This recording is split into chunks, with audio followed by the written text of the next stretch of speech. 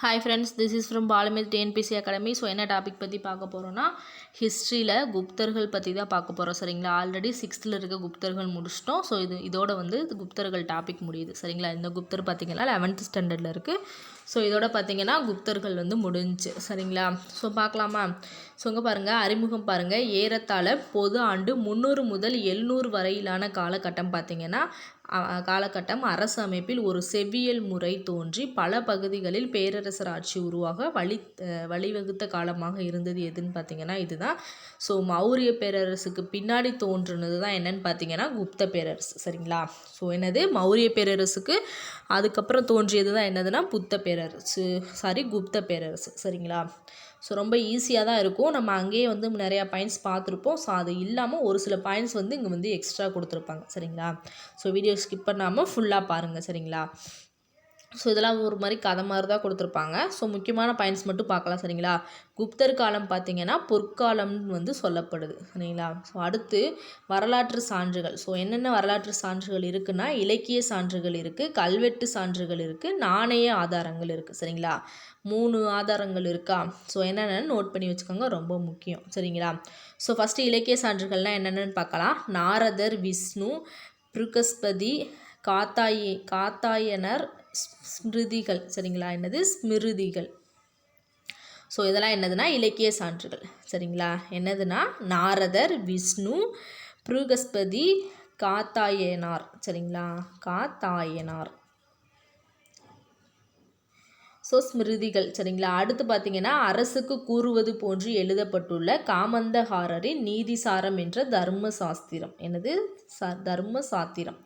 So இது எப்போனா பொது ஆண்டு 400 இது எழுதப்பட்டது. சரிங்களா, ஸோ என்னதுன்னா ரொம்ப முக்கியமானது, அரசுக்கு கூறுவது போன்று எழுதப்பட்டுள்ள காமந்தஹாரரின் நீதிசாரம் என்ற தர்ம சாஸ்திரம். சரிங்களா, தர்ம சாத்திரம். ஸோ விசாகதத்தரின் தேவி சந்திரகுப்தம், முத்ராட்சசம் ஆகியவை குப்தரின் எழுச்சி குறித்த விவரங்களை வந்து அளிக்கின்றது. புத்த சமண இலக்கியங்கள். அடுத்து காளிதாசர் படைப்புகள். 2ஆம் சந்திரகுப்தர் காலத்தில் இந்தியாவிற்கு வருகை தந்த சீன பயணி, அதாவது யாருன்னா பாகியான், இவர் எழுதிய குறிப்புகள். ஸோ இதெல்லாம் வந்து என்னதுன்னா இப்படி ஒரு குப்த பேரரசு இருந்ததற்கான இலக்கிய சான்றுகள். சரிங்களா, ஸோ இலக்கிய சான்றுகள் என்னென்னன்றது ரொம்ப முக்கியம். அடுத்தது கல்வெட்டு சான்றுகள். ஸோ கல்வெட்டு சான்றுகள் என்ன கொடுத்துருக்காங்கன்னு பாருங்கள். மெக்ரோலி இரும்பு தூண் கல்வெட்டு 1ஆம் சந்திரகுப்தரின் சாதனைகளை வந்து குறிக்குது. எனது மெக்ரோலி இரும்பு தூண் கல்வெட்டு 1ஆம் சந்திரகுப்தரின் சாதனைகளை குறிக்குது.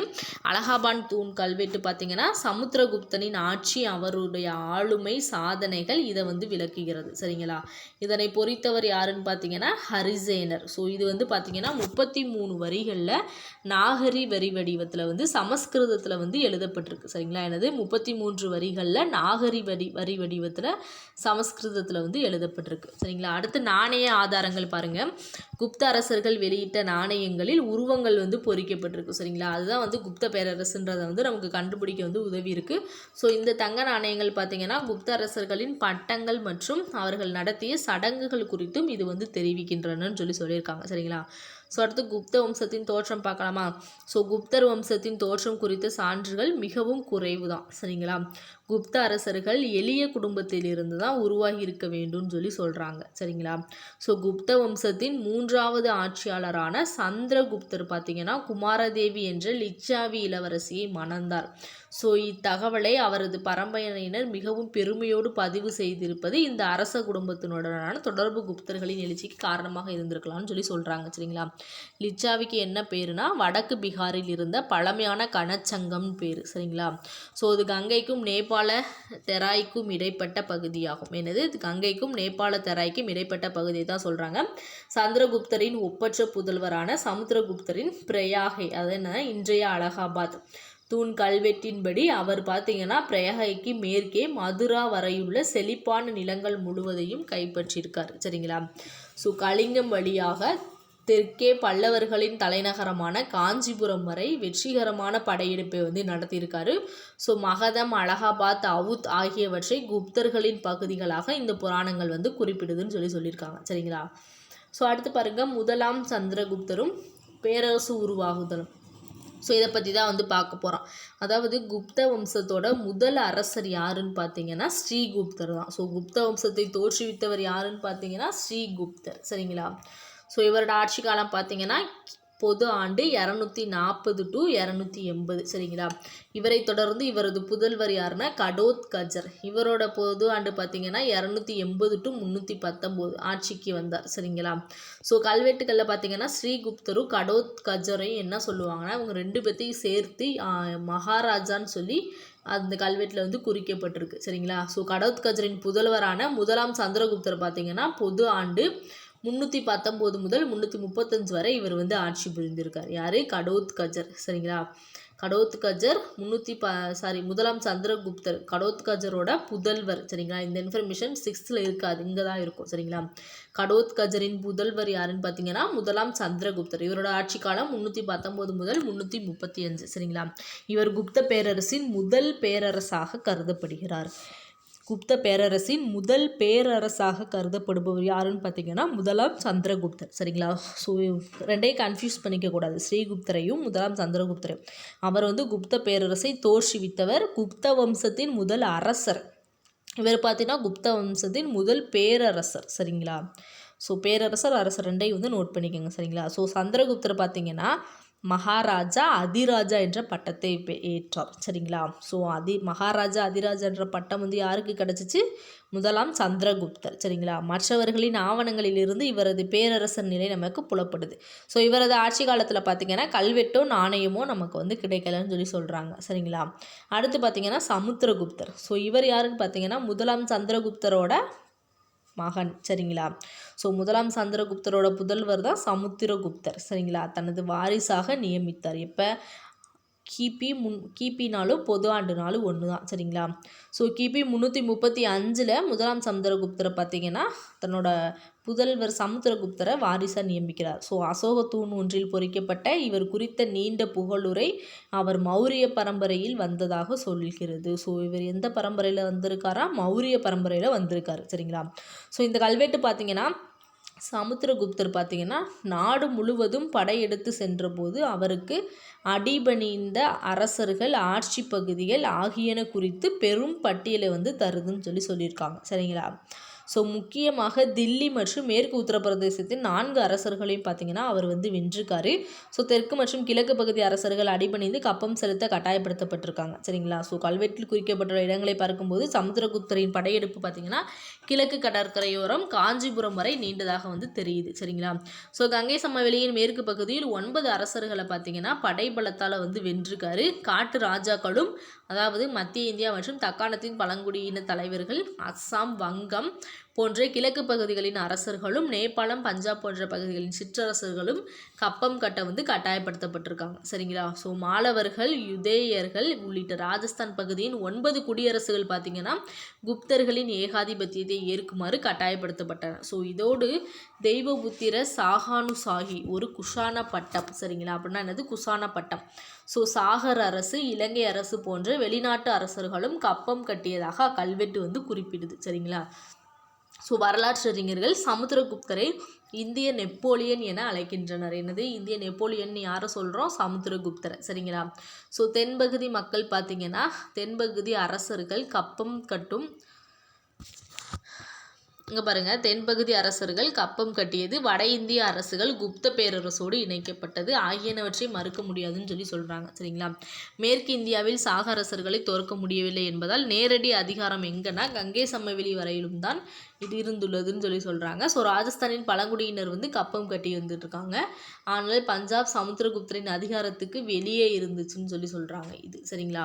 ஸோ சமுத்திரகுப்தரின் படையெடுப்பு பார்த்திங்கன்னா இப்பகுதியின் பழங்குடி குடியரசுகளின் அதிகாரத்தை குறைத்ததால் இங்கு வந்து ஹூனர்களின் ஊடுருவல் வந்து அடிக்கடி நிகழ்ந்திருக்குது சரிங்களா. குசானர்களுடனான உறவு பார்த்திங்கன்னா உறவு குறித்து உறுதியாக தெரியவில்லை. ஆனால் இலங்கையை பொறுத்தவரை இலங்கை அரசு மேகவர்மன் பரிசுகளை அனுப்பி கயாவில் பார்த்திங்கன்னா ஒரு பௌத்த மடம் கட்ட அனுமதி கேட்டிருக்கார் சரிங்களா. ஸோ சமுத்திரகுப்தரின் ஆட்சி காலம் 40 ஆண்டுகள் நீடித்ததால் இது போன்ற படையெடுப்புகளை திட்டமிட்டு நடத்த அவருக்கு போதுமான கால அவகாசம் இருந்திருக்கு சரிங்களா. தனது இராணுவ வெற்றிகளை பிரகடனம் செய்ய அவர் அசுவமேதம் யாகம் வந்து நடத்தியிருக்கார். என்னது? இராணுவ வெற்றிகளை பிரகடனம் செய்ய அசுவமேத யாகம் நடத்தியவர் யாருன்னு பார்த்திங்கன்னா இந்த சமுத்திரகுப்தர். சரிங்களா? சமுத்திரகுப்தர் பார்த்தீங்கன்னா அறிஞர்களையும் ஹரிசேனர் போன்ற கவிஞர்களையும் ஆதரிச்சிருக்காரு. இதன் மூலம் சமஸ்கிருத இலக்கியத்தை வளர்ப்பதில் பங்காற்றியிருக்காருன்னு தெரியுது. சரிங்களா? வைணவத்தை அவர் தீவிரமாகவும் பின்பற்றியிருக்காரு. சரிங்களா? என்றாலும் வசுபந்தி என்ற பெயரும்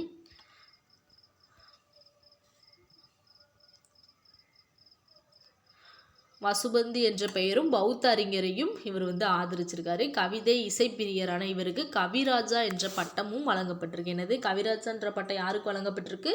சமுத்திரகுப்தர். சரிங்களா? ஸோ குப்தர் நாணயங்களில் அவர் வீணை வாசிப்பது போன்ற சின்னமும் பொறிக்கப்பட்டுள்ளது. சரிங்களா? இது முக்கியமான இன்ஃபர்மேஷன், இதை நோட் பண்ணிக்கோங்க.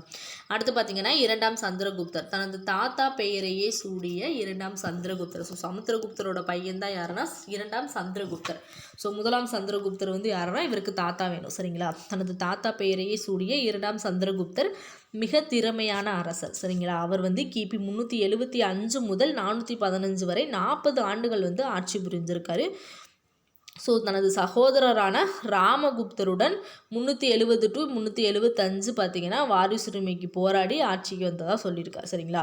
விக்ரமாதித்யன் என்றும் இவர் அழைக்கப்படுறாரு. இரண்டாம் சந்திரகுப்தர் எப்படி அழைக்கப்படுவார்னா விக்ரமாதித்யன் என்றும் இவர் அழைக்கப்படுறாரு. ஸோ பாடலிபுத்திரத்தை தலைநகராக கொண்ட இரண்டாம் சந்திரகுப்தர் பார்த்தீங்கன்னா தனது அரசின் எல்லைகளை போர்கள், திருமண உறவுகள் ஆகியவற்றின் மூலம் விரிவுபடுத்தியிருக்காருன்னு சொல்கிறாங்க. சரிங்களா? ஸோ இராணுவ முக்கியத்துவம் வாய்ந்த தக்கான பீடபூமியை ஆண்ட வாகடக இளவரசருக்கு தன் மகள் பிரபாவதியை திருமணம் செய்து கொடுத்திருக்காரு. ஸோ இவரது மேற்கு இந்திய அரசுகள் பார்த்திங்கன்னா மீதான படையெடுப்பின் போது இத்திருமண உறவுகள் மிகவும் கூடுதல் பலம் அளித்திருக்கதா சொல்லியிருக்காரு. ஸோ மேற்கு மாளவம், குஜராத் ஆகிய பகுதிகளை 400 ஆண்டுகளாக ஆட்சி செய்து வந்த சாக அரசர்களை இப்படையெடுப்பின் மூலம் இரண்டாம் சந்திரகுப்தர் வென்றாருன்னு சொல்கிறாங்க. சரிங்களா? ஸோ அடுத்து பாருங்கள், ரோமானிய பேரரசுடனான வணிகத்தால் அரசின் வளம் பெருகியது. கிழக்கு மற்றும் மேற்கு இந்தியாவை வென்ற பின்னர் இரண்டாம் சந்திரகுப்தர் பார்த்தீங்கன்னா ஹூனர், காம்போஜர், கிராதர் போன்ற வடநாட்டு அரசுகளை இவர் வென்றிருக்காரு. சரிங்களா? ஸோ அவர் பார்த்தீங்கன்னா என்னதுன்னா மிகப்பெரிய வெற்றி வீரராக மட்டுமின்றி சிறந்த நிர்வாகியாகவும் திகழ்ந்திருக்கார். சரிங்களா? ஸோ மேலே ஒன்று பாருங்க, மதுரா பாடலிபுத்திரம் குறித்து பாகியான் எழுதிய குறிப்பு. சரிங்களா? ரொம்ப முக்கியமானது. மதுராவில் பார்த்திங்கன்னா மக்கள் தொகை அதிகம். அவர்கள் எப்படின்னா மகிழ்ச்சியாக வாழ்ந்திருக்காங்க. அவர்கள் தமது குடும்பத்தை பதிவு செய்ய வேண்டிய அவசியம் இல்லை. அரசுக்கு சொந்தமான நிலத்தில் பார்த்திங்கன்னா விவசாயம் செய்தவர்கள் மட்டும்தான் தானியத்தில் ஒரு பகுதியை அரசுக்கு தர வேண்டும். சரிங்களா? சூழலை பொறுத்தவரை குற்றவாளிகளுக்கு மிதமாகவோ கடுமையாகவோ அபராதம் விதிக்கப்பட்டிருக்கு. சரிங்களா? மீண்டும் மீண்டும் கலகம் செய்ததால் குற்றம் இழைத்தால் வலதுகை துண்டிக்கப்படும். நாடு முழுவதும் மக்கள் எந்த உயிரினத்தையும் கொல்வதில்லை, எந்த மதுபானத்தையும் அருந்துவதில்லை. சரிங்களா? ஸோ பாடலிபுத்திரத்தில் வசிப்பவர்கள் பார்த்திங்கன்னா நல்ல பணக்காரர்கள், வசதியானவர்கள், ஈகை குணத்தில் ஒருவரோடொருவர் போட்டி போடுபவர்கள். சரிங்களா? ஸோ நகரங்களில் பார்த்திங்கன்னா வைசிய குடும்பத்தினர் தர்மம் செய்வதற்கும் மருத்துவத்திற்கும் சத்திரங்களை கட்டியிருக்கிறார்கள். சரிங்களா? ஸோ அனைத்து ஏழைகள், ஆதரவற்றோர், அனாதைகள், விதவைகள், குழந்தை இல்லாதவர்கள், அங்கன வீரர்கள், ஊனமுற்றோர்கள் என அனைவரும் அனைத்து விதமான உதவிகளும் செய்யப்படுது. ஸோ குப்தர் ஆட்சி காலத்தில் பார்த்திங்கன்னா கடுமையான தண்டனைகள் வழங்கப்பட்டிருக்கு. ஆனால் யாரையும் கொல்ற மாதிரி அவங்க தண்டனை கொடுத்தது கிடையாது. சரிங்களா? ஸோ கடுமையான தண்டனை வழங்கப்பட்டிருக்கே தவிர கொல்ற தண்டனை கொடுத்தது கிடையாது. சரிங்களா? அதாவது மரண தண்டனை விதிச்சது கிடையாதுன்னு சொல்கிறாங்க. சரிங்களா? ஸோ அடுத்து பாருங்கள், இரண்டாம் சந்திரகுப்தரோட வேறு பெயர்கள் என்னென்னு பாருங்கள். விக்ரமன், தேவகுப்தன், தேவராஜன், சிம்ஹ விக்ரமன், விக்ரமாதித்யன், சஹாரி ஆகியன என்னதுன்னா இவருடைய வேறு பெயர். இதெல்லாம் எங்கன்னா நாணயத்தில் சொல்லியிருக்காங்க. சரிங்களா? நாணயத்தில் குறிக்கப்பட்டிருக்கு. ஸோ அது மூலியமாக தான் இவரோட வேறு பெயர்கள் நமக்கு தெரிய வந்திருக்கு. சரிங்களா? கலை, இலக்கியம், அறிவியல் ஆகிய துறைகளில் சிறந்து விளங்கிய நவரத்தினங்கள் எனப்பட்ட 9 அறிஞர்கள் இவரது அவையில் இருந்திருக்காங்க. ஸோ இவர்களில் பார்த்திங்கன்னா மாபெரும் சமஸ்கிருத கவிஞர் யாருன்னு பார்த்திங்கன்னா காளிதாசர். இவர் பார்த்திங்கன்னா சமஸ்கிருத புலவர். ஹரிசேனர் அகராதியை உருவாக்கியவர் யாருன்னு பார்த்திங்கன்னா அமரசிம்மர். மருத்துவர் தன்வந்திரி ஆகியோர் அடங்குவார். சரிங்களா? இவரோட ஆட்சியில். ஸோ இவரது ஆட்சி காலத்தில் தான் பாகியான் என்ற பௌத்த அறிஞர் சீனாவிலிருந்து இந்தியாவுக்கு வந்தார். ஸோ சீனாவிலிருந்து பாகியான் யாரோட ஆட்சி காலத்தில் வந்தாங்கன்னா அந்த இரண்டாம் சந்திரகுப்தர் ஆட்சி காலத்தில் தான் வந்தாங்க. சரிங்களா? ஸோ அடுத்து பாருங்கள், இவர் குப்த பேரரசின் வளம் குறித்து பதிவு செய்திருக்கிறார். வெள்ளி நாணயங்களை வெளியிட்ட முதல் குப்த அரசர் யாருன்னு பார்த்தீங்கன்னா இவர் தான். சரிங்களா? வெள்ளி நாணயங்களை வெளியிட்ட முதல் குப்த அரசர் 2ஆம் சந்திரகுப்தரே. ஸோ இவரது ஆட்சி காலத்தில் தான் பேரரசின் விரிவாக்கம் உச்சத்தை எட்டியது. சரிங்களா? ஸோ அடுத்து பாருங்கள், 2ஆம் சந்திரகுப்தருக்கு பின்னர் அவரது புதல்வர் யாருன்னு பார்த்தீங்கன்னா 1ஆம் குமாரகுப்தர் வந்து ஆட்சி செஞ்சிருக்கார். ஸோ 1ஆம் குமாரகுப்தர் நாலந்தா பல்கலைக்கழகத்தை தோற்றுவித்தவர். ஸோ நாலந்தா பல்கலைக்கழகத்தை தோற்றுவித்தவர் யாருன்னு கேட்கலாம், ரொம்ப முக்கியமானது. சரிங்களா? இவர் சக்கராதித்யர் என்றும் அழைக்கப்படுவார். ஸோ சக்கராதித்யர் என்று அழைக்கப்படுபவர் யாருன்னு பார்த்தீங்கன்னா இந்த 1ஆம் குமாரகுப்தர். சரிங்களா? குப்த வம்சத்தின் கடைசி பேரரசான ஸ்கந்தகுப்தர் 1ஆம் குமாரகுப்தரின் புதல்வர் ஆவார். குப்த வம்சத்தின் கடைசி பேரரசர் யாருன்னு பார்த்தீங்கன்னா ஸ்கந்தகுப்தர். இவர் யாருன்னு பார்த்தீங்கன்னா 1ஆம் குமாரகுப்தரோட பையன். சரிங்களா? ஸோ ஹூனரின் படையெடுப்பை தடுத்தார். ஆனால் ஹூனர் மீண்டும் படையெடுத்து மேற்கொண்டு அரசு கருவூலம் வந்து காலியானது. சரிங்களா?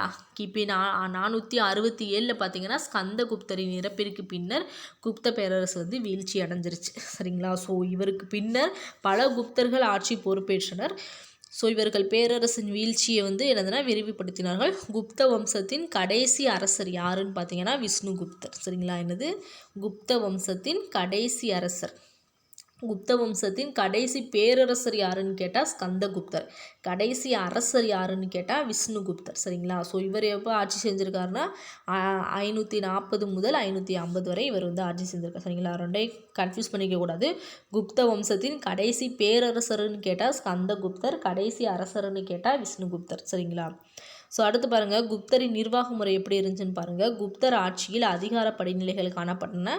வழங்கப்பட்ட பட்டங்கள், மேலதிகாரம், கீழ்ப்படிதல் ஆகிய உறவுகளின் வழியாக அதிகார படிநிலைகளை வந்து அறிய முடிகிறதுன்னு சொல்லி சொல்கிறாங்க. சரிங்களா? ஸோ அரசர்கள் பார்த்திங்கன்னா மகாராஜாதி ராஜா, பரம பட்டாரக, பரமேஸ்வர போன்ற பட்டங்களை வந்து ஏற்றிருக்காங்க. சரிங்களா? பரம தெய்வதனா என்னென்னா கடவுளின் பரம பக்தனுக்கு தான் என்ன பேருனா பரம தெய்வத. பரம பாகவதர்னா வாசுதேவ கிருஷ்ணவரின் பரம பக்தன் சொல்லி சொல்கிறாங்க. ரெண்டுக்கு வித்தியாசம் இருக்குது, ரொம்ப முக்கியமானது, நோட் பண்ணிக்கோங்க. பரம தெய்வதனா கடவுளின் பரம பக்தன், பரம பாகவதனா வாசுதேவ கிருஷ்ணனின் பரம பக்தன். சரிங்களா? போன்ற அடைமொழிகளால் தம்மை கடவுளோடும் இவங்க வந்து இணைத்து கொண்டனர். சரிங்களா?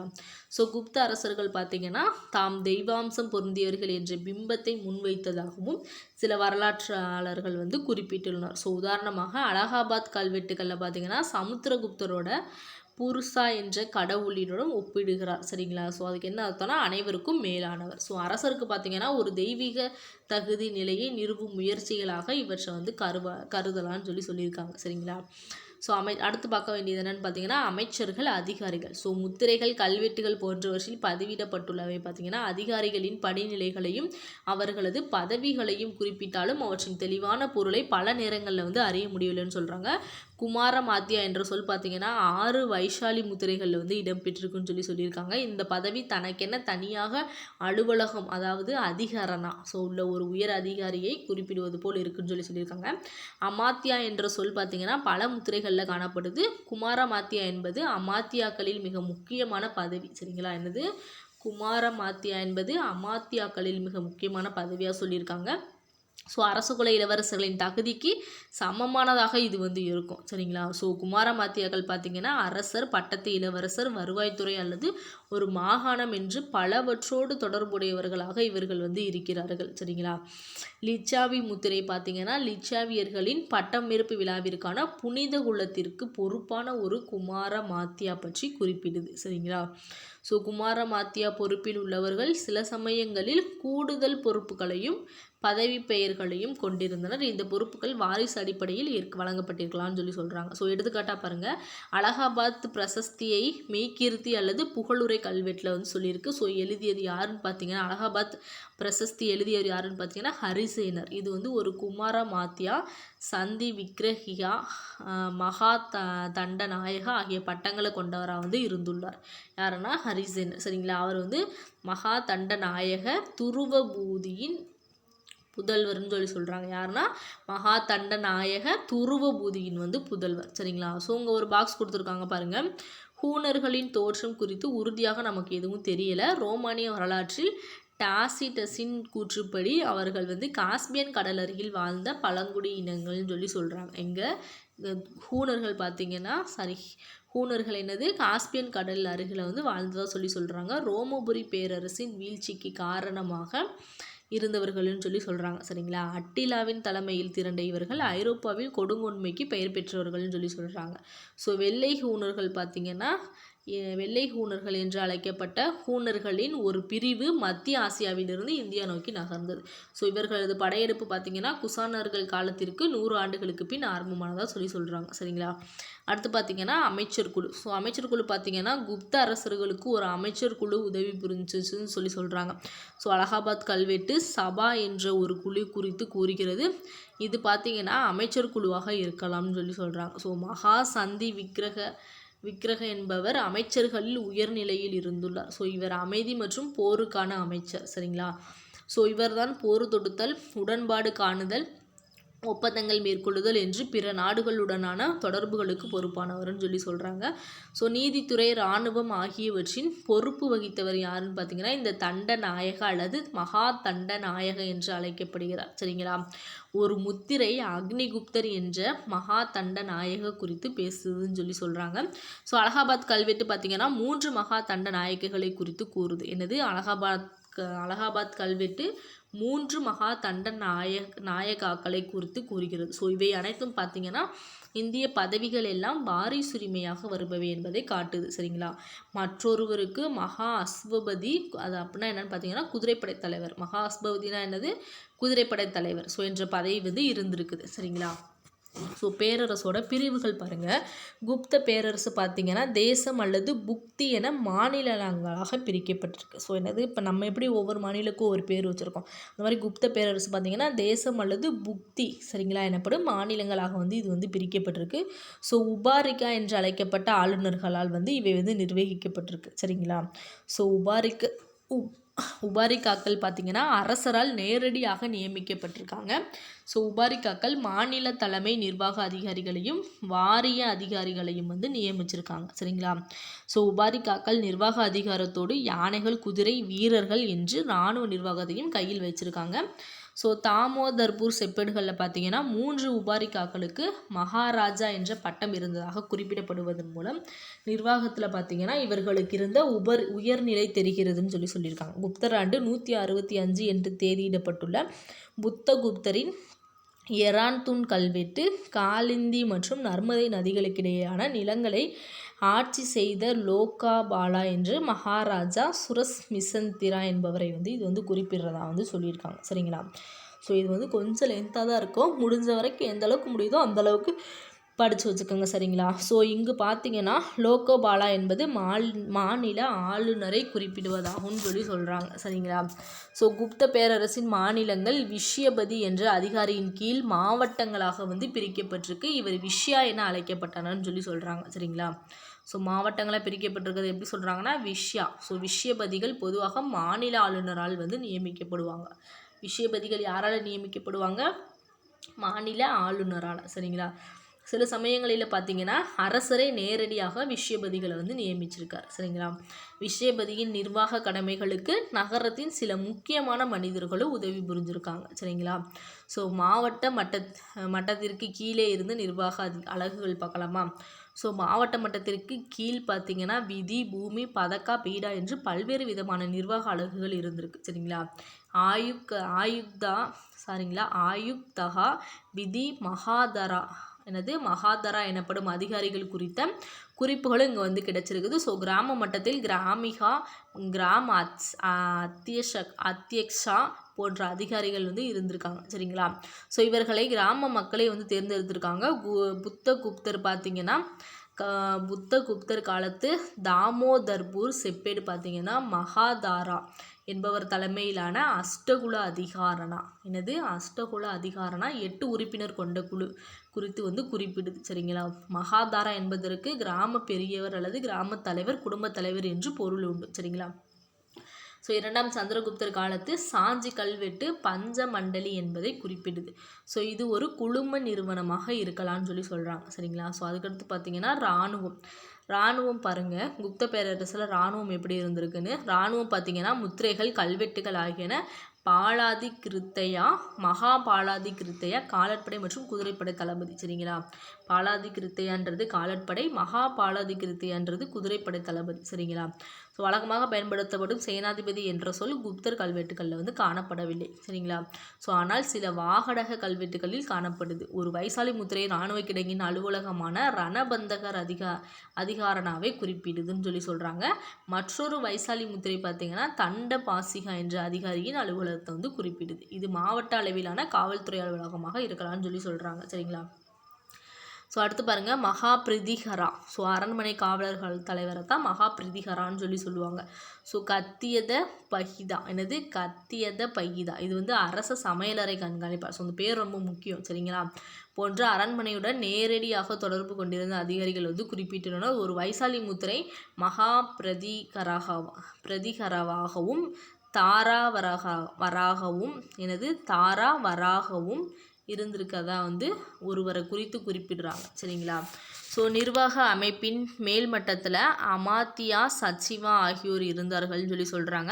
ஸோ இவர்கள் பல்வேறு துறைகளுக்கு பொறுப்பாக இருந்த நிர்வாக அதிகாரிகள். ஸோ துடகா என்று அழைக்கப்பட்ட ஒற்றர்கள் கொண்ட உளவு அமைப்பும் இருந்திருக்கு. சரிங்களா, ஸோ ஆயுத்தகா என்பது மற்றொரு உயர்மட்ட அதிகார பதவியாகும். சரிங்களா, ஸோ ரொம்ப முக்கியமானது. அடுத்து பாருங்கள், பொருளாதார நிலைகள். ஸோ பொருளாதார நிலைகள் பாருங்கள், குப்தர் காலத்தில் காமந்தகா எழுதிய நீதிசாரா என்ற நூல் தான் என்னது ரொம்ப முக்கியமான நூல். சரிங்களா, குப்தர் காலத்தில் காமந்தகா எழுதியது என்னதுன்னா நீதிசாரா நூல். ஸோ இந்நூல் அரச கருவூலத்தின் முக்கிய வருவாய்க்கான பல்வேறு மூல வளங்கள் பற்றி குறிப்பிடுது. சரிங்களா, சந்திரகுப்தர் மேற்கொண்ட படையெடுப்புகளுக்கான நிதி பார்த்திங்கன்னா இது போன்ற வருவாய்களின் உபரியிலிருந்து தான் கிடைத்திருக்க வேண்டும்னு சொல்லி சொல்கிறாங்க. குப்தர் கல்வெட்டுகள் பார்த்திங்கன்னா வருவாய்த்துறை குறித்து சில விவகாரங்களை வந்து நமக்கு தருது. ஸோ அரசு ஆவணங்களை அக்ஷபதிலத்திக்ருதா, எனது அக்ஷபதலத்திக்ருதா என்ற அதிகாரி பார்த்திங்கன்னா பராமரிச்சிருக்கார். ஸோ குப்தர் கல்வெட்டுகள் பார்த்திங்கன்னா கிளிப்தா, பலி, உத்ரங்கா, உபரிகரா, இரண்யவெஷ்டி போன்ற சொற்களை வந்து குறிப்பிடுது. இரண்யவெஷ்டி என்றால் கட்டாய உழைப்புன்றது பொருள். சரிங்களா, ஸோ வேளாண்மையும் வேளாண் அமைப்பும் பார்த்திங்கன்னா இது வந்து அந்தளவுக்கு இந்த இது முக்கியம் இல்லை. ஸோ இங்கே முக்கியமானது மட்டும் பார்க்கலாம். ஸோ குப்தர் காலத்தில் நெல், கோதுமை, பார்லி, கடலை, தானியம், பயிறு, கரும்பு, எண்ணெய் வித்துக்கள் ஆகியவை வந்து பயிரிடப்பட்டிருக்கு. ஸோ காளிதாசர் மூலம் தென்பகுதியான மிளகு, ஏலம் ஆகியவற்றிற்கு புகழ் பெற்றிருந்ததுன்னு சொல்லி சொல்கிறாங்க. ஸோ தெரிய வருது. ஸோ பழமரங்கள் வளர்ப்பது குறித்து வராக மிகிரர் விரிவான அறிவுரைகளை வந்து தந்திருக்கார். சரிங்களா, ஸோ பஹார்பூர் செப்பேடு அரசர் தான் நிலத்தின் ஒரே உரிமையாளர் என்று இது வந்து காட்டுது. சரிங்களா, ஸோ அங்கே பாருங்கள், பஹார்பூர் செப்பேடுகளின்படி உஸ்தபாலா என்ற அதிகாரி பார்த்திங்கன்னா மாவட்டத்து நில பரிமாற்றம் தொடர்பான ஆவணங்கள் அனைத்தையும் வந்து இவர் வந்து பாதுகாத்திருக்கார். சரிங்களா, கிராமத்தில் நிலங்கள் தொடர்பான ஆவணங்களை கிராம கணக்கர் வந்து பராமரிச்சிருக்கார். ஸோ குப்தர் காலத்தில் நிலத்தை வந்து எப்படி வகைப்படுத்திருக்கான்னு பாருங்கள். ரொம்ப ரொம்ப ரொம்ப முக்கியமான பாக்ஸு, டிஎன்பிசியில் அடிக்கடி கேட்குற கொஸ்டின்ஸ். சரிங்களா, சேஸ்திரா. ஸோ சேஸ்திரானா என்னென்னு பார்த்தீங்கன்னா பயிரிடக்கூடிய நிலத்துக்கு தான் என்னென்னு பேருன்னு பார்த்தீங்கன்னா சேஸ்திரா. கிலானா என்னன்னு பார்த்தீங்கன்னா தரிசு நிலம். சரிங்களா, ஸோ அப்ரஹதா என்னன்னு பார்த்தீங்கன்னா காடு அல்லது தரிசு நிலத்துக்கு தான் என்னென்னு பேர் அப்ரஹதா. வாஸ்தினா என்னென்னா குடியிருக்க தகுந்த நிலத்துக்கு தான் என்ன பேருனா வாஸ்தி. ஸோ கபட சஹாரா அப்படின்னா என்னென்னு பார்த்தீங்கன்னா மேய்ச்சல் நிலம். என்னது கபட சஹாரானா என்னதுன்னா மேய்ச்சல் நிலம். சரிங்களா, ஸோ அடுத்து பாருங்கள், பல்வேறு விதமான நில குத்தகை முறை. சரியா, நில குத்தகை இங்கிட்டு கொடுத்துருக்காங்க, உரிமையின் தன்மை கொடுத்துருக்காங்க. சரிங்களா, இது வந்து நீங்களே வாஸ்து பார்த்துக்கோங்க. சரிங்களா, ஸோ ரொம்ப முக்கியமானது என்ன அதாவது என்ன நில குத்தகைக்கு என்ன தன்மைன்றது. சரிங்களா, வாஸ்து பார்த்துக்கோங்க. அடுத்து பாருங்கள், பல்வேறு வரிகளின் பட்டியல். ஸோ இதுவும் நீங்கள் வாஸ்து பார்த்தாலே புரியும். இந்த வரியோட பேரும் ரொம்ப முக்கியம், அதனோட தன்மை. அதாவது இப்போ விளைச்சலில் அரசன் பெரும் வழக்கமான 1/6. ஸோ இது என்னன்னு சொல்லுவாங்கன்னா பாகா வரின்னு சொல்லுவாங்க. சரிங்களா, இது ரொம்ப முக்கியம். சரிங்களா, ஸோ இதையும் நீங்கள் வாஸ்து பார்த்து படிச்சுக்கோங்க. சரிங்களா, ஸோ அடுத்து பாருங்கள் பாசனம். ஸோ பாசனத்தை பார்த்தீங்கன்னா மிக தொன்மையான காலத்திலேயே நீர்ப்பாசனத்தின் முக்கியத்துவத்தை இந்தியாவில் வந்து உணர்ந்திருக்காங்க. சரிங்களா, ஸோ நாரத ஸ்மிருதி என்ற நூலில் பார்த்தீங்கன்னா வயல்களை வெள்ளங்களிலிருந்து பாதுகாக்க பந்தியா பாசனத்திற்கு உதவிய கரா என்ற 2 வகை அணைக்கரைகள் வந்து குறிப்பிடப்பட்டிருக்கு. ஸோ தண்ணீர் தேங்குவதை தடுக்க ஜல நிர்கமா என்ற வடிகால்கள் இருந்ததாக அமரசிம்மர் வந்து குறிப்பிட்டிருக்கார். சரிங்களா, ஸோ குளங்களில் இருந்தும் வாய்க்கால்கள் வந்து வெட்டப்பட்டிருக்கு. குஜராத்தின் கிர்னார் மலையின் அடிவாரத்தில் இருந்த சுதர்சனா ஏரி வந்து மிகவும் புகழ் பெற்றதாக இருந்திருக்கு. சரிங்களா, ஸோ விவசாய நிலை அந்த அளவுக்கு முக்கியமானது இல்லை. ஸோ வாஸ்து பார்த்துக்கோங்க. சுரங்கமும் உலோகவியலும் பாருங்கள். குப்தர் காலத்தில் மிகவும் செழித்த தொழில் எதுன்னு பார்த்தீங்கன்னா இந்த சுரங்க தொழில் தான். ஸோ உலோகவியல் ஆகியனவுமாகும். சுரங்கங்கள் இருந்தது குறித்து அமரசிம்மர், வராகமிகிரர், காளிதாசர் ஆகியோர் அடிக்கடி வந்து குறிப்பிட்டிருக்காங்க. சரிங்களா. இக்காலகட்டத்தில் பார்த்தீங்கன்னா பீகாரில் இருந்து இரும்பு படிவுகள், ராஜஸ்தானில் இருந்து செம்பு படிவுகள் ஆகியனவும் பெருமளவில் வந்து தோண்டி எடுக்கப்பட்டிருக்குன்னு சொல்லியிருக்காங்க. சரிங்களா. அடுத்து பாருங்கள், உலோகவியல் நுட்பங்கள் உச்சத்தில் இருந்தன என்பதை நிறுவுவதற்கு இன்று தில்லு குதும்பினார் வளாகத்தில் காணப்படும் மெக்ரோலி இரும்பு தூண் வந்து சான்றாக சொல்லப்பட்டிருக்கு.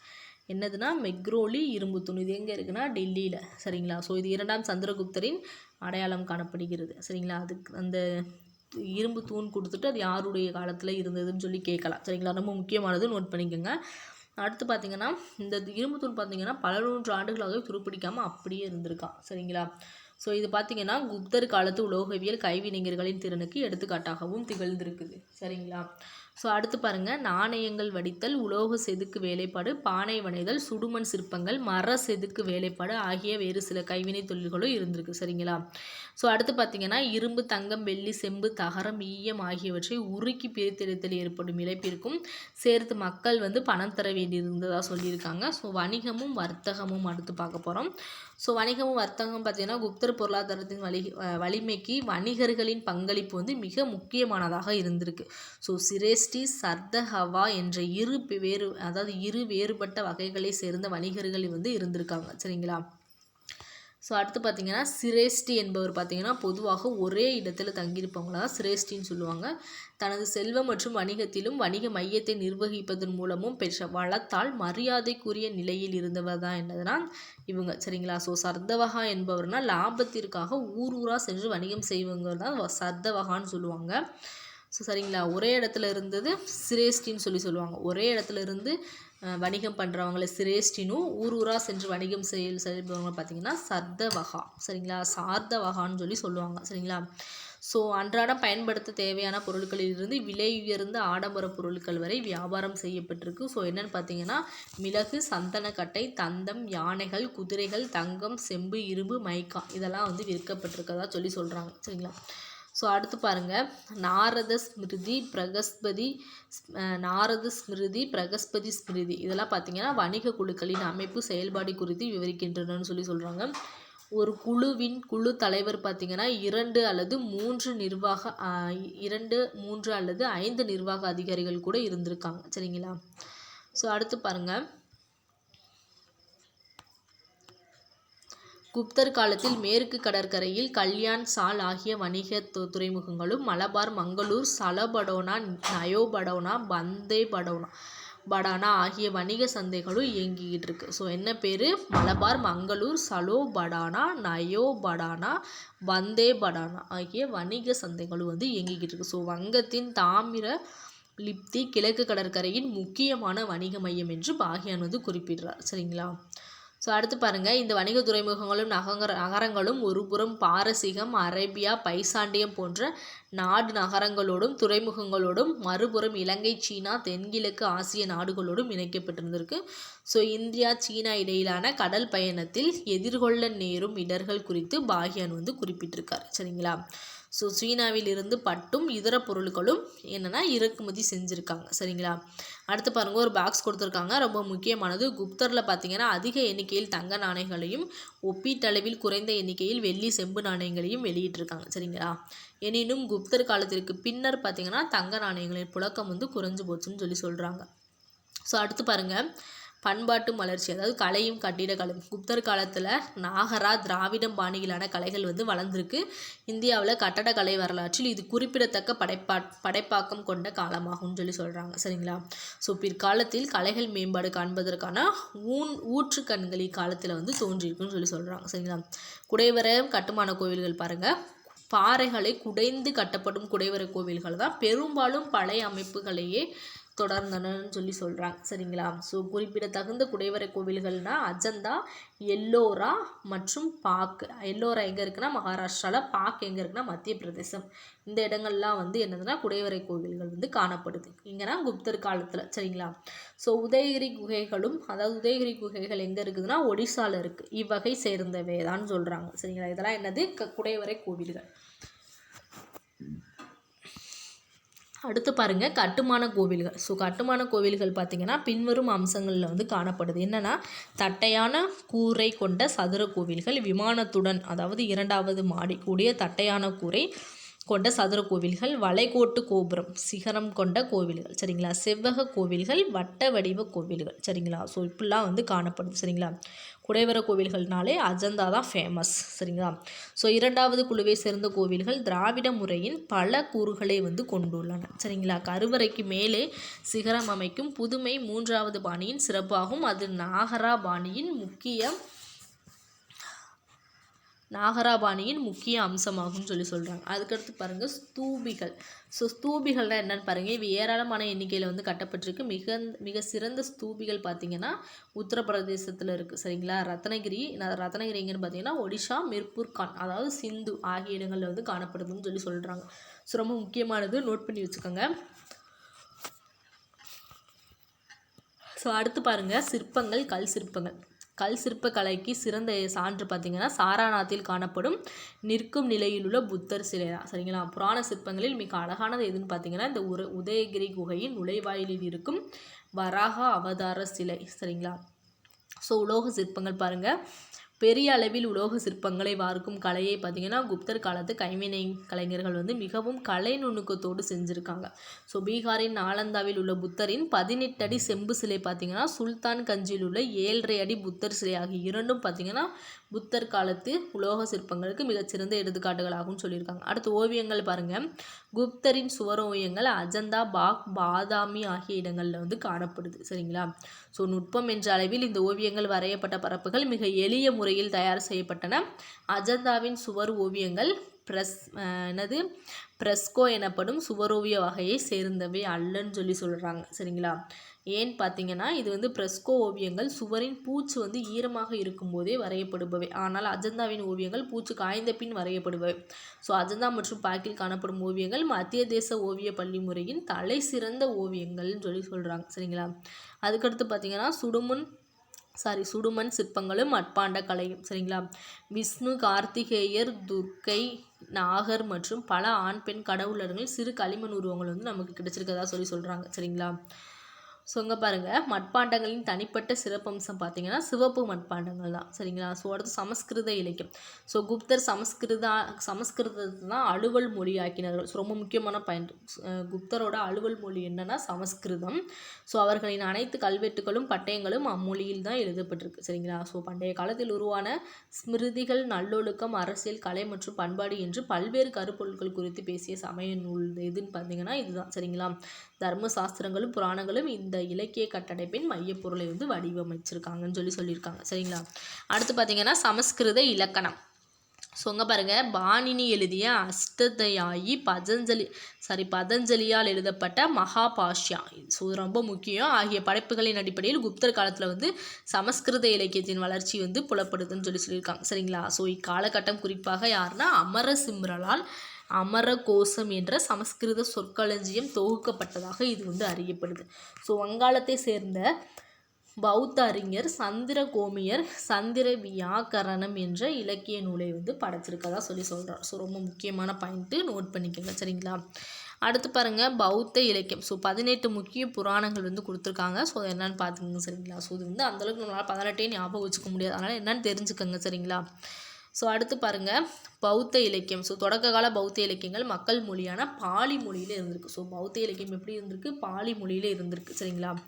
ஸோ தர்க்க அறிவியல் சார்ந்த முதலாவது முழுமையான பௌத்த நூல் பார்த்திங்கன்னா வசுபந்துவால் இக்காலகட்டத்தில் எழுதப்படும். ஸோ பௌத்த நூல் யாரால் எழுதப்பட்டது? வசுபந்துவால் இக்காலகட்டத்தில் எழுதப்பட்டிருக்கு.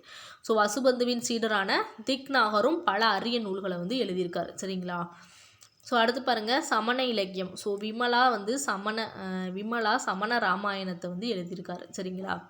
சமணர்களின் மத நூல்கள் பார்த்திங்கன்னா பிராகிருத மொழியில் வந்து எழுதப்பட்டிருக்கு. என்னது? பிராகிருத மொழியில். ஸோ சித்தசேன திவாகரா சமணர்களுக்கிடையே தர்க்க சாஸ்திரத்திற்கு அடித்தளமிட்டிருக்காருன்னு சொல்லியிருக்காங்க சரிங்களா. அடுத்து சமயம் சாரா இலக்கியம். சமுத்திரகுப்தர் பார்த்திங்கன்னா கவிராஜா என்று புகழ பெற்றவர் தான். ஸோ காளிதாசர், அமரசிம்மர், விசாகதத்தர், தன்வந்திரி போன்ற நவரத்தினங்கள் அவரது அவையை வந்து அலங்கரிச்சிருக்கு. ஸோ இது வந்து நம்ம 6th பார்த்துருப்போம் சரிங்களா. ஸோ காளிதாசர் இயற்கையை அழகை எழுதிய கவிஞர். சரிங்களா, இயற்கையை அழகை எழுதிய கவிஞர் யாருன்னு பார்த்தீங்கன்னா காளிதாசர். சாகுந்தளம், மாளவிகாக்னிமித்திரம், விக்ரமோர்வஷ்யம் ஆகியவை இவரது புகழ்பெற்ற நாடகங்கள். ஸோ என்னது காளிதாசரோட நாடகங்கள் என்னது? சாகுந்தளம், மாளவிகாக்னிமித்திரம், விக்ரமோர்வஷ்யம். ஸோ இது வந்து முக்கியமான நாடகங்கள். சரிங்களா. சூத்திரகர்னா என்னதுன்னா மிருச்ச கடிகம். ஸோ சூத்திரகர்னா என்னதுன்னா மிருச்ச கடிகம். ஸோ விசாக தத்தர்னா முத்ராட்சசம். சரிங்களா, என்னது முத்ரா ராட்சசம். ஸோ தேவி சந்திரகுப்தம் ஆகியோர் வந்து படைப்புகள் வந்து வெளியாகின. சரிங்களா. ஸோ அடுத்து பாருங்கள், மேட்டுக்குடி கதாபாத்திரங்கள் பார்த்திங்கன்னா சமஸ்கிருதத்தில் பேச எளிய கதாபாத்திரங்கள் பிராகிருதத்தில் பேசப்படுகின்றன. சரிங்களா. ஸோ பிராகிருத மொழியும் இலக்கியமும் பாருங்கள், பிராகிருதத்திற்கு அரசவைக்கு வெளியே ஆதரவு இருந்திருக்குது. ஸோ மதுரா பகுதியில் பார்த்திங்கன்னா சூரசேனி என்ற வடிவமும், அவுத் பண்டேல்கண்ட் பகுதியில் அர்த்த மகதி வடிவமும், நவீன பீகார் பகுதியில் மகதி வடிவமும் வழக்கத்தில் இருந்ததாக சொல்லியிருக்காங்க. சரிங்களா. ஸோ நாலந்தா பல்கலைக்கழகம் பாருங்கள், மகாவிஹாரா என்று பெயர் பெற்ற நாலந்தா பார்த்திங்கன்னா என்னது மகாவிஹாரா. ஸோ இந்த பேர் தான் நாலந்தாவுக்கு இருக்குது. சரிங்களா. ஸோ இந்தியாவின் பண்டைய மகத பேரரசில் இன்றைய பீகார் சரிங்களா இருந்த மிகப்பெரிய பௌத்த மண்டலமாகும் சொல்லி சொல்கிறாங்க. ஸோ இது பார்த்திங்கன்னா பாட்னாவிற்கு தென்மேற்கே சுமார் 95 கிலோமீட்டர் தூரத்தில் பீகார் ஷெரீப் நகரத்திற்கு அருகே இருக்குன்னு சொல்கிறாங்க. இது பொது ஆண்டு பார்த்திங்கன்னா 5ஆம் நூற்றாண்டிலிருந்து 1200 வரை புகழ்பெற்ற கல்வி சாலையாக இருந்திருக்குன்னு சொல்லி சொல்கிறாங்க. இது யுனெஸ்கோவால் பார்த்திங்கன்னா பாதுகாக்கப்படும் உலகின் தொன்மையான சின்னம்னு சொல்லி சொல்கிறாங்க. சரிங்களா. பல்கலைக்கழகங்கள் என்று குறிப்பிடப்படும் தட்சசீலம், நாலந்தா, விக்ரமசீல போன்ற பெரிய கல்வி நிறுவனங்கள் அமைய தூண்டுகோலாக இருந்தது காரணம் இந்த நாலந்தா பல்கலைக்கழகம் தான். ஸோ நாலந்தா பல்கலைக்கழகம் குப்த பேரரசின் ஆதரவிலும் பின்னர் கன்னோசியின் பேரரசான ஹர்ஷரின் ஆதரவிலும் செலுத்தியிருக்குது. சரிங்களா. ஸோ 9ஆம் நூற்றாண்டு வரை வளர்ச்சியும் செழுமையும் பெற உதவியது எதுனா இதுதான். சரிங்களா. வம்ச அரசர்களின் ஆதரவால் இந்தியாவின் கிழக்கு பகுதியில் பௌத்த மதம் வந்து புகழ் பெற துவங்கியதுன்னு சொல்லி சொல்கிறாங்க. சரிங்களா. ஸோ அடுத்து பாருங்கள், அவ்வளோதான், இப்போ லெசன் முடிஞ்சு. இன்னும் ஒரு 2 pages தான் இருக்குது. ஸோ இங்கே பாருங்கள், பொது ஆண்டு 1200 தில்லி சுல்தானியம் மம்லூக் வம்சத்தின் பக்தியார் கில்ஜியன் படைகளால் நாலந்தா வந்து சூறையாட்டப்பட்டு அழிக்கப்பட்டதாக சொல்கிறாங்க. ஸோ யாரால் அழிக்கப்பட்டதுன்றது ரொம்ப முக்கியம். சரிங்களா. ஸோ அடுத்துங்க பாருங்கள், முறையான அகழாய்வு 1915 ஆரம்பிச்சிருக்குது. ஸோ அப்போது 12 ஹெக்டேர் பரப்பில் 30 ஏக்கர் அமைந்திருந்த 11 மடலாலயங்களும் 6 செங்கல் கோவில்களும் கண்டுபிடிக்கப்பட்டிருக்கு. ஸோ அதன் பின்னர் ஏராளமான சிற்பங்கள், நாணயங்கள், முத்திரைகள், செப்பேடுகள் வந்து கண்டுபிடிக்கப்பட்டிருக்கு. சரிங்களா. பௌத்த சுற்றுலா வட்டத்தின் ஒரு பகுதியாக வந்து இது வந்து இருந்திருக்கு. தென்கிழக்கு ஆசிய நாடுகளின் உதவியோடு இப்பல்கலைக்கழகத்தை வந்து புதுப்பிச்சிருக்காங்க. சரிங்களா. தென்கிழக்கு ஆசிய நாடுகளின் உதவியோடு இந்த நாலந்தா பல்கலைக்கழகத்தை புதுப்பிச்சிருக்காங்க. சரிங்களா. ஸோ அதுக்கடுத்து பாருங்கள், குப்தர் கால கணிதமும் வானவியலும். சரிங்களா. சுழியம் என்ற கருத்தாக்கத்தை கண்டுபிடித்தது பார்த்திங்கன்னா இந்த ஆட்சி தான். சரிங்களா. ஸோ அதன் விளைவாக பதின்மை இலக்கிய முறையை வந்து கண்டுபிடிச்சிருக்காங்க. சரிங்களா. ஸோ இந்த பெருமை என்னது இந்த காலகட்டத்தை சேர்ந்தவங்கள தான் சேரும்னு சொல்லி சொல்கிறாங்க. சூரிய சித்தாந்தா என்ற நூலில் ஆரியப்பட்டார், அதாவது என்னதுன்னா கிபி 5ஆம் நூற்றாண்டின் இறுதி முதல் 6ஆம் நூற்றாண்டின் துவக்கம் வரை சரிங்களா சூரிய கிரகங்களின் உண்மையான காரணங்களை ஆராய்ந்தார். பூமியின் சுற்றளவு பார்த்திங்கன்னா குறித்த கணக்கீட்டில் ஆரியப்பட்டர் கணிப்பு பார்த்திங்கன்னா நவீன மதிப்பீட்டிற்கு மிக நெருக்கமாக இருந்திருக்குதுன்னு சொல்லியிருக்காங்க. பூமி ஒரு அச்சில் தன்னைத்தானே சுற்றுகிறது என்பதை கண்டுபிடித்த முதல் வானவியல் யாருன்னா இவர் தான். சரிங்களா. ஸோ கணிதம், கோணவியல், இயற்கணிதம் ஆகியவற்றை பேசும் ஆரியப்பட்டியம் என்ற நூலை வந்து அவர் வந்து எழுதியிருக்கார். என்னது பேசும் ஆரியப்பட்டியம். ஸோ வராகமிகிரனின் 6ஆம் நூற்றாண்டு. சரிங்களா. பிருகத் சம்ஹிதா என்ற நூல் வந்து வானவியல், புவியியல், தாவரவியல், இயற்கை வரலாறு ஆகியவற்றிற்கான கலக்களஞ்சியமாக இருக்குதுன்னு சொல்லி சொல்கிறாங்க. ஸோ பஞ்ச சித்தாந்திகா, பிருகத் ஜாதகா ஆகியவை இவரது மற்ற படைப்புகள்னு சொல்லி சொல்கிறாங்க. ஸோ பிரம்மகுப்தர் ஆகிய நூற்றாண்டின் இறுதி 7ஆம் நூற்றாண்டின் துவக்கம் கணித மற்றும் வானவியலுக்கான முக்கிய நூல்களான பிரம்மஸ்புதா, அதாவது சித்தாந்தா, கண்ட காத்தியகா ஆகிய 2 நூல்களை வந்து இவர் வந்து எழுதியிருக்கார். சரிங்களா. ஸோ மருத்துவத்தில் பார்த்திங்கன்னா பாலகாப்பியா எழுதிய ஹஸ்த் யாயுர்வேதா என்ற நூல் விலங்குகளுக்கான மருத்துவ நூலாகும். சரிங்களா. ஸோ இதனால தான். அதுக்கடுத்து பாருங்கள், குப்த பேரரசின் வீழ்ச்சி. ஸோ குப்த பேரரசு பாருங்கள், குப்த வம்சத்தின் கடைசி அரசர் யாருன்னா விஷ்ணுகுப்தர். சரிங்களா. பேரரசர்னா யார் வேறு. சரிங்களா. ஸ்கந்தகுப்தர் தான் கடைசி பேரரசர். ஸோ கடைசி அரசர்னா விஷ்ணுகுப்தர். இவர் வந்து கிபி 540 முதல் 550 வரை ஆட்சி செஞ்சுருக்காரு. மேற்கு தக்காணத்தின் பாகடக அரசரான நரேந்திர சேனா மால்வா மேகலா மற்றும் கோசலா மீது படையெடுத்திருக்கார். ஸோ பின்னர் மற்றொரு வாகடக அரசரான ஹரிசேனர் பார்த்தீங்கன்னா மாலவத்தையும் குஜராத்தையும் குப்தர்களிடமிருந்து கைப்பற்றியிருக்கார். சரிங்களா. ஸோ இரண்டாம் சந்திரகுப்தரின் பேரனான ஸ்கந்தகுப்தரின் ஆட்சியின் போது ஹூணர்கள் வந்து வடமேற்கு பகுதியில் வந்து படையெடுத்திருக்காங்க. ஸோ ஸ்கந்தகுப்தர் பார்த்தீங்கன்னா ஹூணர்களை வந்து விரட்டி அடித்து வெற்றி பெற்றாலும் அதன் பின் பார்த்திங்கன்னா அவங்க வந்து இந்த ஆட்சியவே அழிச்சிட்டாங்க. சரிங்களா. ஸோ அவ்வளோதான் இந்த பாடம் பார்த்திங்கன்னா அந்த பாடம் அவ்வளோதான் முடிஞ்சிச்சு. சரிங்களா. ஸோ புக் பேக் பார்க்கலாமா. ஸோ புக் பேக் பாருங்கள். குப்தர் காலம் குறித்த கீழ்கண்ட சான்றுகளில் எது நம்ப முடியாதது என்று நீங்கள் கருதுகிறீர்கள்னு கேட்டிருக்காங்க. என்னது கதைகள் புராணங்கள். சரிங்களா. ஸோ அடுத்துங்க பாருங்கள் பொருத்துக்களை கொடுத்துருக்காங்க. இந்த ஆப்ஷன் எல்லாமே தப்பாக தான் கொடுத்துருக்காங்க. சரி நான் கீழே எழுதியிருக்கேன் பாருங்கள் அதுதான் கரெக்ட். தன்வந்திரினா என்னன்னு பார்த்தீங்கன்னா ப்ரூஹத் சம்ஹிதா. சரிங்களா. வராக மிஹிரானா என்னன்னு பார்த்தீங்கன்னா ஆயுர்வேதா. சரிங்களா. ஆரியப்பட்டர்னா என்னதுன்னா அமரகோசா. ஆரியப்பட்டர்னா அமரகோசா. அமரசிம்மானா சூரிய சித்தாந்தா. சரிங்களா. ஸோ எழுதியவர் இலக்கிய படைப்பு கொடுத்துருக்காங்க. ரொம்ப முக்கியமானது. சரிங்களா. ஸோ அடுத்து பாருங்கள் டேஸுக்கு கவிராஜா என்ற பட்டம் அளிக்கப்பட்டது. என்னதுன்னா சமுத்திரகுப்தருக்கு. சரிங்களா. டேஸ் என்ற சீன பயணி அதாவது கிபி 5ஆம் நூற்றாண்டின் இந்திய சமூகத்தை குறித்து விரிவாக எழுதியாருன்னா பாகியான். சரிங்களா. கீழ்கண்டவற்றில் எது குப்தர் காலத்து குறைவிட குகை கோவில் இல்லை எதுன்னு பார்த்தீங்கன்னா எலிஃபண்டா குகை. என்னது மகாராஷ்டிரா. சரிங்களா. ஸோ அடுத்து பாருங்கள் தர்க்கம் குறித்த முதல் முழுமையான பௌத்த நூலை எழுதியவர் யாருன்னு பார்த்தீங்கன்னா வசுபந்தி. என்னது தர்க்கம் குறித்த முதல் முழுமையான பௌத்த நூலை எழுதியவர் வசுபந்தி. ஸோ அவ்வளோதான் புக் பேக் முடிஞ்சு 6 கொஸ்டின்ஸ் தான் இருக்குது. சரிங்களா. ஸோ அவ்வளோதான் குப்தர் வந்து நம்ம வந்து கம்ப்ளீட் பண்ணிட்டோம். சரிங்களா. குப்தரும் முடிச்சிட்டோம். சயின்ஸ் வந்து 2 பார்ட்டு கொடுத்துட்டோம். சரிங்களா. நான் 6th 7th 8th தான் இருக்குது. 3மே கம்பேர் பண்ணி ஒரு நோட்ஸ் மாதிரி கொடுத்துட்றேன். சரிங்களா. ஸோ அவ்வளோதான் நமக்கு வந்து அதுவும் கொடுத்துட்டோம்னா ஸோ மனிதநல நோய்களும் முடிஞ்சிடும். நான் எக்கனாமி மட்டும்தான் கொடுக்கணும். மேக்ஸ் இன்னும் தொடவே இல்லை. ஸோ மேக்ஸும் கொடுத்துருவோம். சரிங்களா. ஸோ அடுத்து தொடர்ந்து வீடியோ வந்துக்கிட்டே இருக்கும். சரிங்களா. ஸோ இந்த 2 வீடியோவும் தொடர்ந்து படிச்சிருங்க. சரிங்களா. ஸோ இந்த வீடியோ பிடிச்சிருந்தா லைக் பண்ணுங்கள். மறக்காமல் நம்ம சேனலை வந்து சப்ஸ்கிரைப் பண்ணுங்கள். நெக்ஸ்ட் வீடியோவில் பார்க்கலாம். இது உங்கள் பாலமித் NPC அகாடமி.